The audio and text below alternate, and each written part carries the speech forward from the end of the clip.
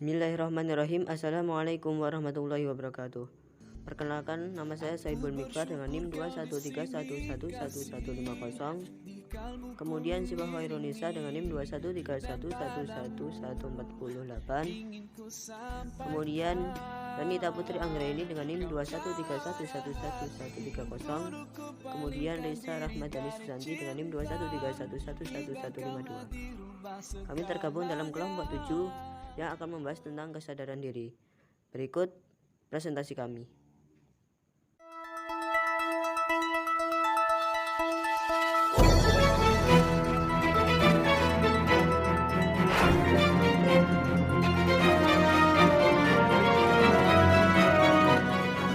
Assalamualaikum warahmatullahi wabarakatuh.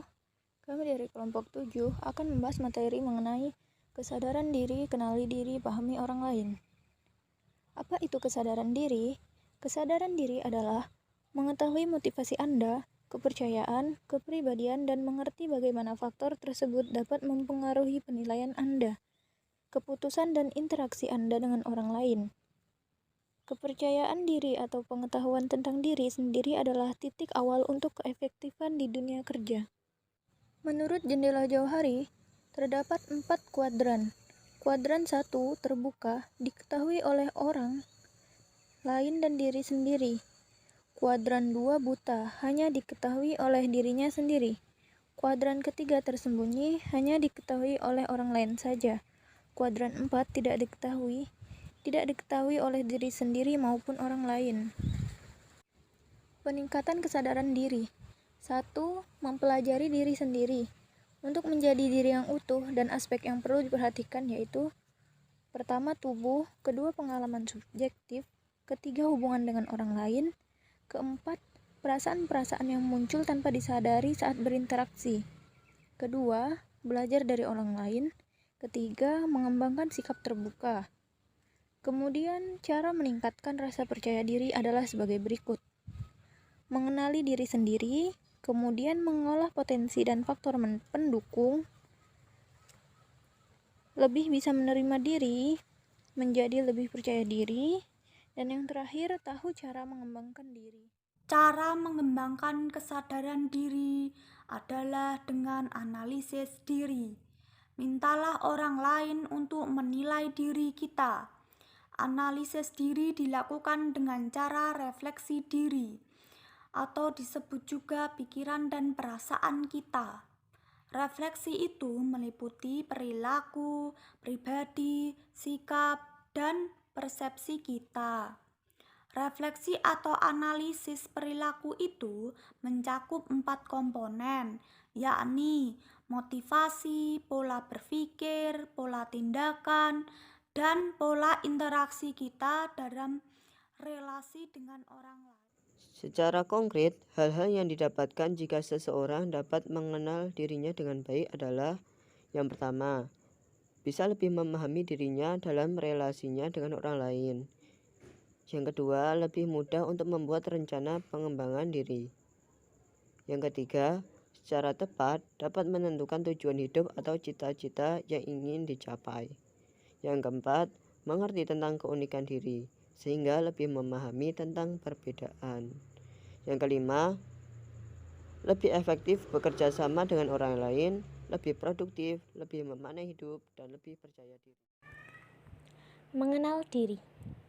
Mengenal diri berarti memahami aspek-aspek yang ada di dirinya, berupa fisik, psikis, sosial, dan moral. Sudah sejak awal abad Masehi, seorang filsuf besar bernama Socrates dari Yunani menasihatkan, kenalilah dirimu. Pengenalan diri merupakan suatu daya upaya seseorang untuk melihat kekuatan dan kelemahan yang ada pada diri sendiri, untuk dapat merespon dengan tepat tuntutan yang muncul dari dalam maupun luar diri. Kekuatan diri merupakan aset dalam kehidupan sehari-hari yang jika tidak disadari akan menjadi sia-sia. Menjadi diri sendiri. Menjadi diri sendiri berarti sikap penuh rasa senang dan bangga terhadap diri sendiri, apa adanya dengan segala kekurangan dan kelebihannya, dan menggunakannya dalam menjalankan hidup sehari-hari. Sikap ini dilandasi dengan rasa syukur atas apapun kekayaan diri yang dimiliki. Menjadi diri sendiri tentu tidak berarti tinggal diam menerima apa yang sudah ada, melainkan berusaha mengembangkan apa yang masih menjadi potensi dan juga mengatasi kelemahan yang dianggap menghambat perkembangan diri. Proses menjadi diri sendiri. Menjadi diri sendiri merupakan suatu proses yang berjalan dalam setiap langkah hidup manusia. Mulai dari masa perkembangan hidupnya, seseorang manusia secara terus-menerus melakukan proses menjadi diri sendiri. Upaya menjadi diri sendiri. Beberapa hal yang dapat membantu untuk semakin dapat menjadi diri sendiri antara lain yaitu kita harus berani tampil beda. Maksudnya, menampilkan diri sendiri yang unik, yang beda karena keautentikannya. Kemudian, berpikir positif. Berpikirlah positif tentang diri sendiri. Sekalipun ada kekurangan, bukan berarti boleh menilai buruk, mencela, dan membenci diri sendiri. Mempunyai prinsip. Kita harus mempunyai prinsip, karena setiap orang tuh punya pendapat sendiri. Untuk itu, kita harus saling menghargai. Kerendahan hati. Kelemahan tidak dianggap sebagai hal yang patut disesali, melainkan hal yang membuat untuk mawas diri. Sedang berkaitan dengan kekuatan diri, kerendahan hati menjadi kendali untuk menghindari sikap angkuh dan lupa diri. Kemudian ada latihan kesadaran diri.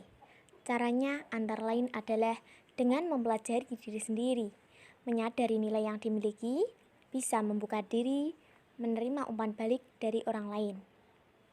Terima kasih teman-teman yang telah menonton video kami. Sekian dari kami, kurang lebihnya mohon maaf. Wassalamualaikum.